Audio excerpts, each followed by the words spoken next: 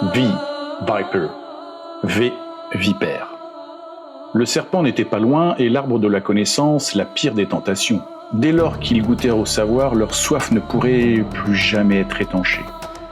Comme ils n'ignoraient plus ni la peur, ni la faim, ni le bien, ni le mal, ils furent condamnés à l'exil.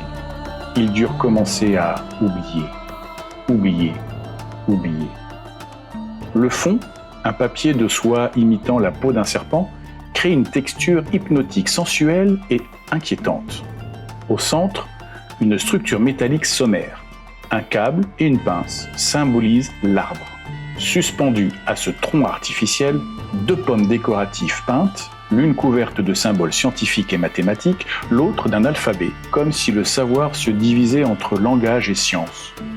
Au sol, 3 petites pommes métalliques ou bleutées, libres de toute attache, incarnent l'abstraction. Le serpent biblique est ici réinventé. Il n'apparaît pas sous forme animale, mais se manifeste à travers les signes, les objets et les matières. La tentation n'est pas une pomme rouge de conte moral, mais un savoir fragmenté en disciplines humaines. L'artiste semble dire, le véritable fruit défendu, ce n'est pas le plaisir charnel, mais la conscience qui sépare et classe le monde en catégories.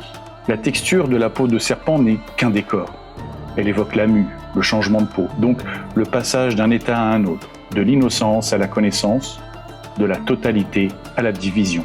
Mais cette mue est aussi trompeuse. Changer de peau ne signifie pas changer de nature. L'humanité, même éclairée, reste sujette à ses instincts premiers. Les pommes suspendues sont prisonnières de l'arbre métallique, signe que le savoir est désormais captif d'instruments de contrôle, technologie, institutions, pouvoir.